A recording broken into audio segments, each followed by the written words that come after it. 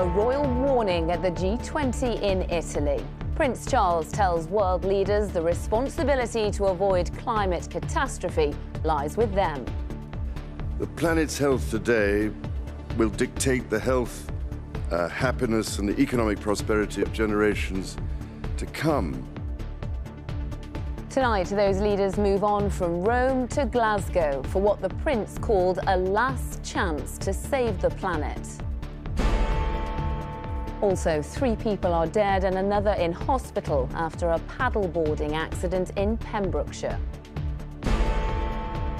And Alec Baldwin speaks for the first time about the friend he accidentally shot on a film set. She was my friend. The day I arrived in Santa Fe to start shooting, I took her to dinner.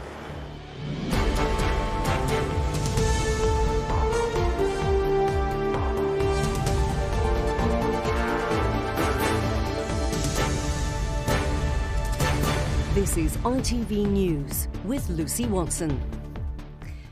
Good evening. Prince Charles has called on world leaders to think of future generations in a speech on the final day of the G20 Summit in Rome, setting the stage for the Glasgow Climate Conference that also began today. The Prince called it the last chance saloon for action on global warming.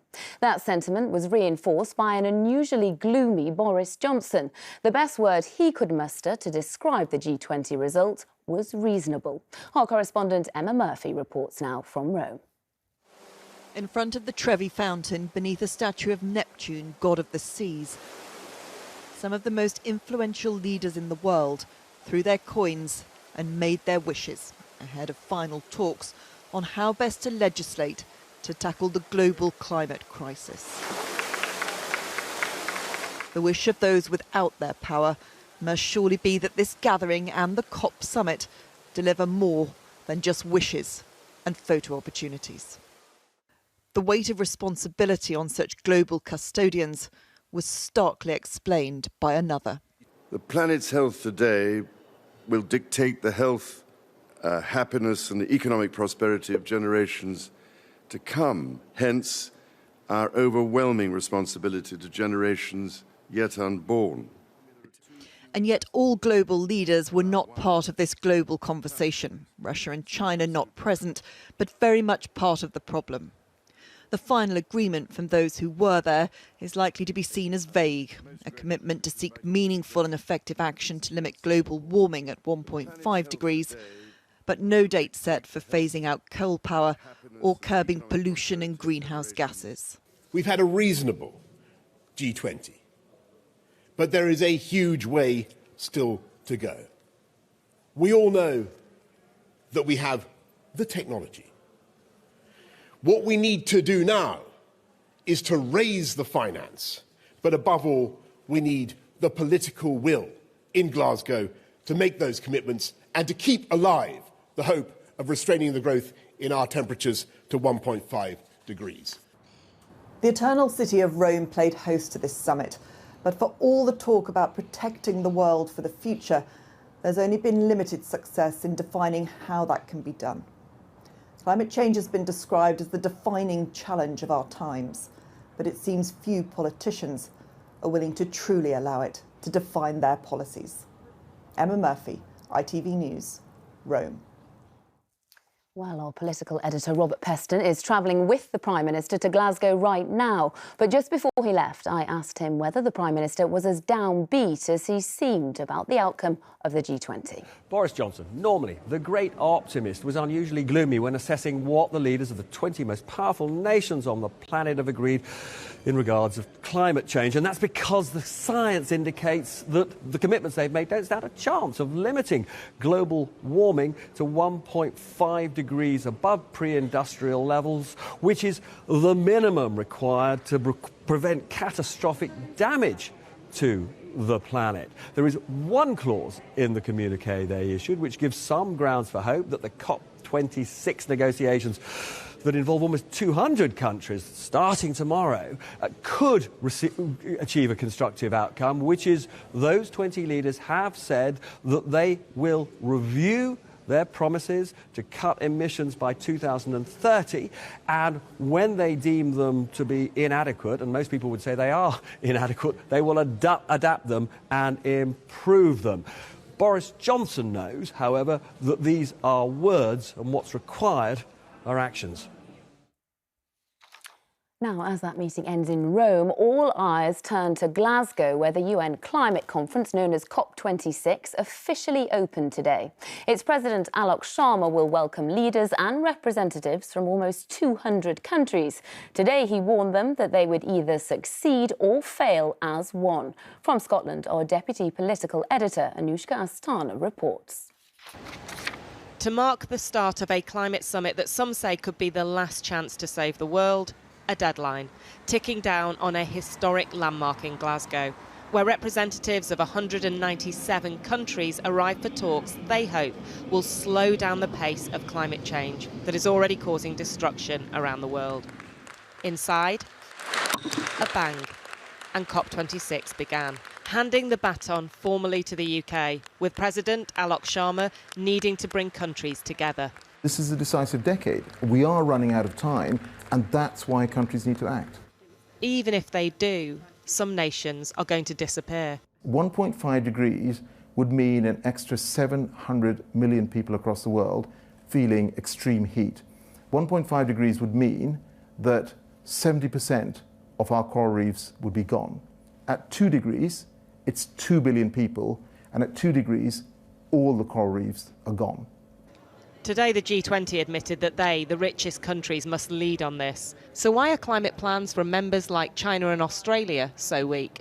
What would you say to them? That's unacceptable, isn't it? I would like to see every country show more ambition.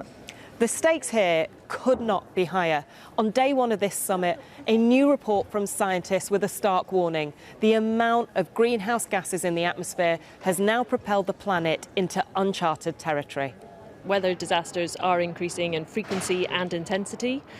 We've seen that this year with catastrophic flooding across the world. We've seen major droughts, and we've even seen heat waves that are now proven to be virtually impossible without climate change. The scale of what we're facing has already brought demonstrations to Scotland's streets.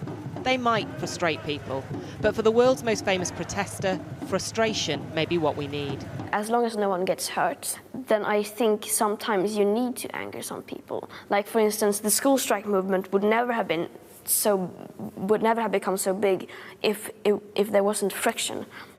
Activists hope friction will be missing inside the summit, where there's an urgent need to close in on a deal, because many feel the future of humanity is hanging by a thread. So, Anushka, thousands of people have been arriving in Glasgow for the conference. You know, we've been talking about extreme weather, and there is some irony that extreme weather here in the UK means there's been massive travel disruption today, especially for those arriving a green way by train. But as you say, thousands now arriving here tonight, and they know that the task in front of them is absolutely immense. Scientists say we need to halve emissions by 2030. Country plans get us nowhere near that. The hope is that face-to-face negotiations that are about to start up in rooms across this building will start to shift the dial with action right now. Boris Johnson knows that Paris was about targets, but Glasgow is the test on whether we can deliver. Anushka, thank you. An investigation is underway tonight following the deaths of 3 paddleboarders who got into difficulty on a river in Pembrokeshire. They were among a group of 9 on the river Cleddau in Haverfordwest who appear to have been caught out when the weather changed. Chloe Keedy has the latest. After days of unpredictable weather, the river Cleddau is still flowing fast. It's thought to have been after a sudden downpour yesterday morning that a group of 9 paddleboarders got into trouble when they reached this weir. Police were called just after 9 o'clock in the morning, along with fire and ambulance services, as well as the Coast Guard and RNLI. But despite their best efforts and those of a passer-by who got into the water to help, 3 people drowned. Sadly, 2 women and 1 man died at the scene, and another woman remains in a critical condition in hospital. Recent weather conditions and weather warnings have meant that the river was flowing high and fast. The conditions of the river will form part of the investigation to understand the precise conditions that the paddleboarders found themselves in. The group had travelled to Haverfordwest from South Wales. Among them was Paul O'Dwyer, an experienced paddleboarder and instructor, as well as a husband and father of 3. Paul was also a dedicated charity fundraiser. His best friend Lee told me he died when he went back into the water to try and help others. Yeah, he was an outstanding person, always very competent and capable at everything he did, always there, giving to others and willing to help others, which was apparent from this tragic incident as well. An investigation is now underway to establish what happened on this river yesterday and why. Chloe Keedy, ITV News. One person has died after a cable car crashed to the ground in the Czech Republic. The cable car route takes visitors to the top of a mountain in the north of the country. Only one person, a member of staff, was on board at the time. It happened just a day before the cable car was due to have maintenance work. And Prince Andrew's lawyers have alleged that Virginia Giuffre, the woman suing him for alleged sexual assault, was involved in trafficking vulnerable girls for convicted sex offender Jeffrey Epstein. The claim is one of several made by the Duke's legal team in court documents filed to get the case against him thrown out. The actor Alec Baldwin has described the accidental fatal shooting of his colleague on a film set as a 1 in a trillion incident. It's the first time the movie star has spoken publicly about the death of cinematographer Helena Hutchins, who he describes as his friend. He also said he has kept in close contact with her family, who are overwhelmed with grief. Sam Holder has the story. 10 days ago in New Mexico, this western set became more like a horror scene. Now actor and producer Alec Baldwin, who was holding the gun that fatally shot Helena Hutchins, has spoken emotionally about the tragedy for the first time. She was my friend. The day I arrived in Santa Fe to start shooting, I took her to dinner with Joel, the director. We were a very, very, well-oiled crew shooting a film together, and then this horrible event happened. Now, I've been told multiple times, don't make any comments about the ongoing investigation, and I can't. Baldwin, who was speaking in Vermont, 2,000 miles from the film's location, told reporters he'd met with the 9-year-old son and the husband of Helena Hutchins. The guy is overwhelmed with grief. This is something that there are incidental accidents on film sets from time to time, but nothing like this. This is a 1 in a trillion episode. It's a 1 in a trillion event. I do know that an ongoing effort to limit the use of firearms on film sets is something I'm extremely interested in. But many in the industry question why live ammunition would have been brought on set in the first place. Prosecutors have not ruled out filing charges. Sam Holder, ITV News. To sport now, and in the Premier League, Norwich City's troubles continue. The bottom-place club, who have yet to win this season, were beaten 2-1 at home by fellow strugglers Leeds United. A mistake from goalkeeper Tim Krul provided the winning goal for Rodrigo.